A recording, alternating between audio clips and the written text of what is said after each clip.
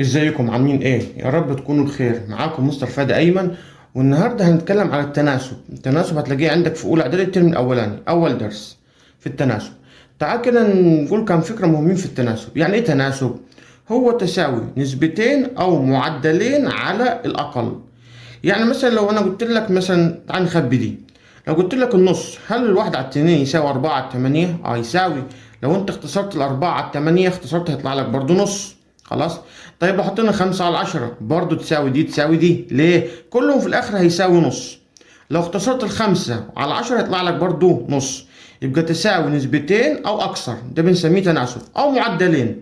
معدلين لما يقول لك مثلا 4 بيضات لكل كوب.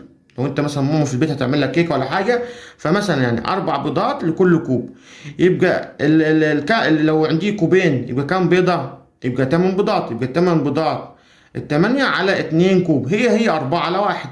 لو قلت لك مثلا كيس فيه 2 تفاحتين في الكيس الواحد، يبقى الكيسين فيهم كام؟ 4. يبقى 4 تفاحات على كيس واحد هيساوي 8 تفاحات على كيسين. ده معنى معدل.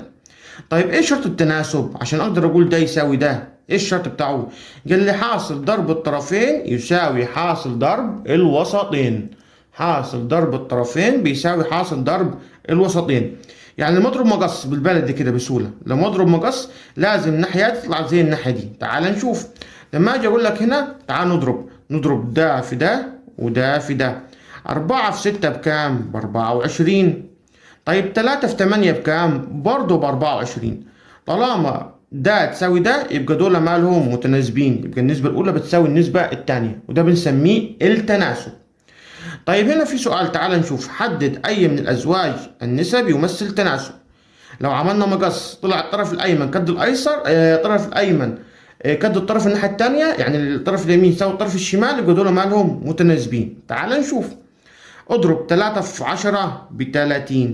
تمام.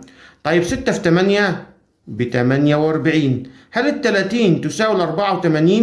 لا، لا تساوي.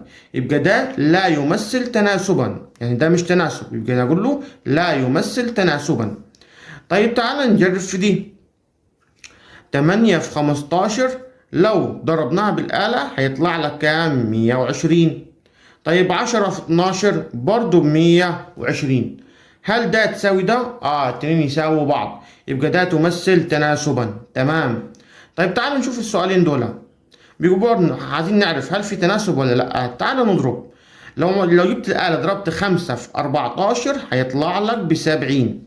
طيب 10 في 7 برضه ب70. تعال كده نشوف الآلة. لو انت مش عارف تعال نضرب. 14 في 5 ب70. و10 في 70 معروفة ب70. طالما الاتنين قد بعض يبقى ده يمثل تناسبا. ده يمثل تناسبا. طيب تعال نشوف السؤال الأخير. هنا 3 في 12 و4 في 9. 3 في 12 بكام؟ ب36. طيب 4 في 9 برضو ب36. جدول الضرب. هل ده بتساوي ده؟ بيساوي بعض. بعد ما ضربنا مقص طلعوا التنين قد بعض. طالما التنين قد بعض يبقى يمثل تناسبا. لكن لو زي السؤال ده ال30 مش بتساوي ال48 يبقى لا تمثل تناسبا. يا ريت نعمل متابعة للصفحة ولايك للفيديو علشان نستمر في المحتوى. شكرا.